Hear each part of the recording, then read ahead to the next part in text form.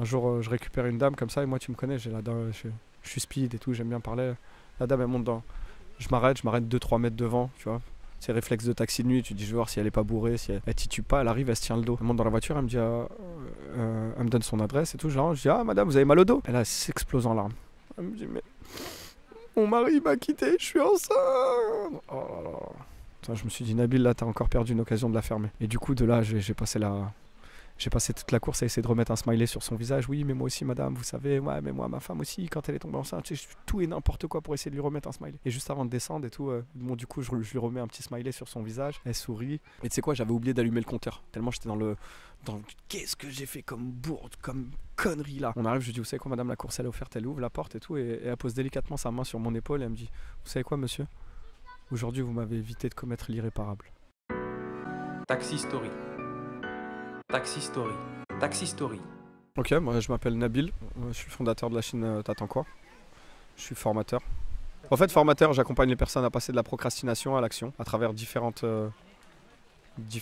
thématiques, enfin disons plutôt différents process que j'ai designés. Formation, des conférences, des séminaires en immersion. En fait, le taxi a été un c'est un peu comme, tu vois le film Stargate, La Porte des Étoiles?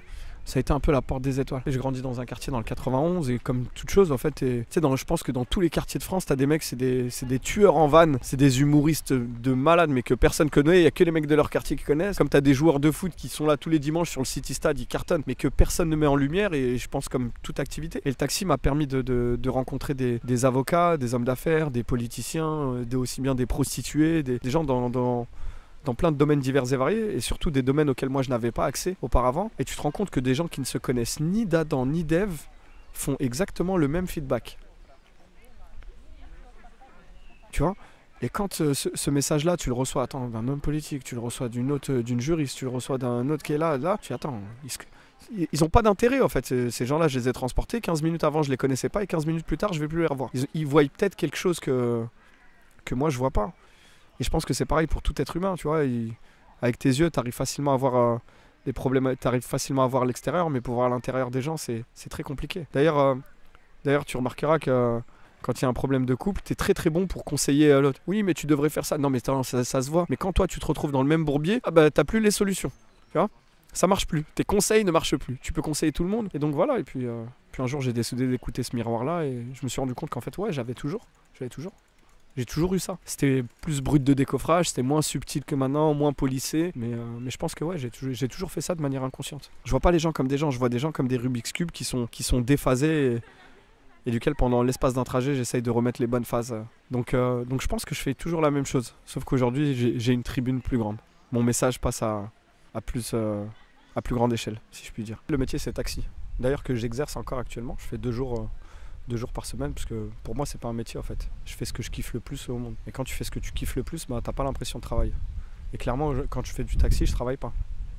Tu vois, je passe mes journées à inspirer les gens à faire ce qui les anime. Donc du coup, quand tu fais ce que t'aimes, tu travailles pas, tu vois. Aujourd'hui, je suis très actif sur Instagram. C'est une chaîne qui s'appelle T'attends quoi, Nabil T'attends quoi, ou même T'attends quoi. Enfin, de toute façon, c'est googlisable. Tout ce que j'ai pu acquérir ces dernières années et que je continue d'acquérir, d'ailleurs, parce que je continue d'apprendre et que je pense que la vie ne cesse jamais d'enseigner, donc je suis un élève perpétuel de la vie. J'essaye de le vulgariser et de le transmettre d'autres manières. Par exemple, quand j'ai lancé mon premier séminaire, c'était en 2018, j'avais acquis pas mal d'outils ici et là, et je me suis dit, tiens, comme je kiffe le sport, je ferais bien un stage en immersion qui allie sport et développement personnel, type Mud Day. Je sais pas si tu vois le Mud Day. On m'a dit, ouais, mais ça n'existe pas. Bon, faut être coach sportif. Et cette phrase-là, qu'est-ce qu'elle m'insupporte, ça n'existe pas ou tu ne peux pas. Je dis, ça n'existe pas, yallah, je vais le faire. Du coup, j'ai créé un séminaire en immersion qui allie sport et développement personnel.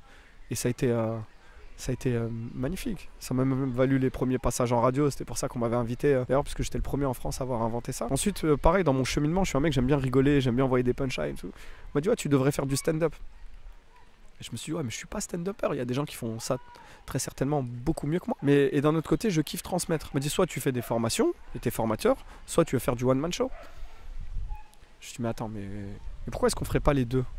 Les gens qui vont voir des one-man show le samedi soir, est-ce qu'ils vont pas se former le mardi, le mercredi? Est-ce qu'on pourrait pas allier les deux et faire un truc magnifique? On m'a dit, mais non, on fait pas les deux. Je dis, bah yallah, je vais le créer. Et j'ai créé un concept qui s'appelle le Dev Per Show, du développement personnel et du show. Bah, tu vas apprendre en t'amusant. On m'a dit non, ça va pas le faire. Et moi, tu sais, je suis câblé un peu comme ça, moi. Quand tu me dis non, c'est pas possible, tu peux être sûr que je vais le tenter. Advienne que pourra. Et j'ai loué une salle 100 personnes. Pour que tu vois, je fais pas les trucs en petit. Tu vois, au lieu de commencer en petit, je vais le faire à 5, 6, un petit. Non, 100 personnes. Et ben, je crois que j'ai rempli 80. Enfin, c'est pas, je crois, il y avait 87 personnes. Dans une salle où j'envoie des punchlines et en même temps, ok, bah, tout le monde se lève, on switch maintenant, tac tac, vous allez apprendre ça, clac clac clac. Et voilà, en fait, tu peux apprendre en t'amusant. Et tout ce que je fais, en fait, je le fais comme ça. On me dit c'est pas possible, je dis yallah, je vais le faire. Je me donne pas de limite. Si j'ai envie de faire un truc et puis je pense que ça peut apporter de la valeur aux gens, je vais le faire. Aujourd'hui, c'est beaucoup les blocages en fait, parce que la plupart des gens, je pense qu'on est les plus grands architectes pour se créer nos propres blocages.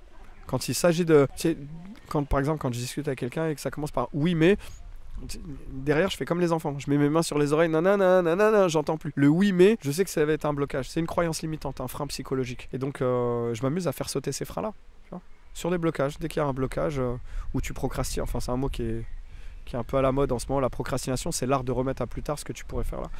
Et ben je fais sauter tous ces verrous là, dû à de la neuroscience, dû à des exercices, dû à plein de choses.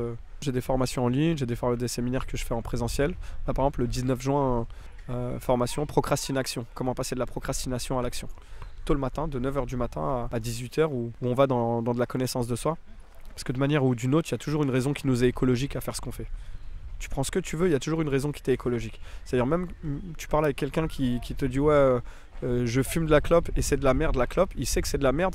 En réalité, tes mauvaises habitudes ne sont là que pour soulager tes frustrations. Ce que tu fais, il y a toujours une raison écologique, consciente ou inconsciente. Quand c'est conscient, c'est cool, parce que la personne, elle le sait consciemment, donc si elle veut la mettre en place, mais souvent c'est inconscient. Souvent les gens pensent qu'ils ne peuvent pas. Et il y a un truc que j'aime bien faire, c'est apporter des contre-exemples. Ce que tu penses toi ne pas pouvoir faire, ou ce que tu penses ne pas arriver à faire, est-ce que tu connais quelqu'un qui l'a déjà fait, dans le même cas de figure que toi? Si c'est oui, eh ben, on va travailler là-dessus.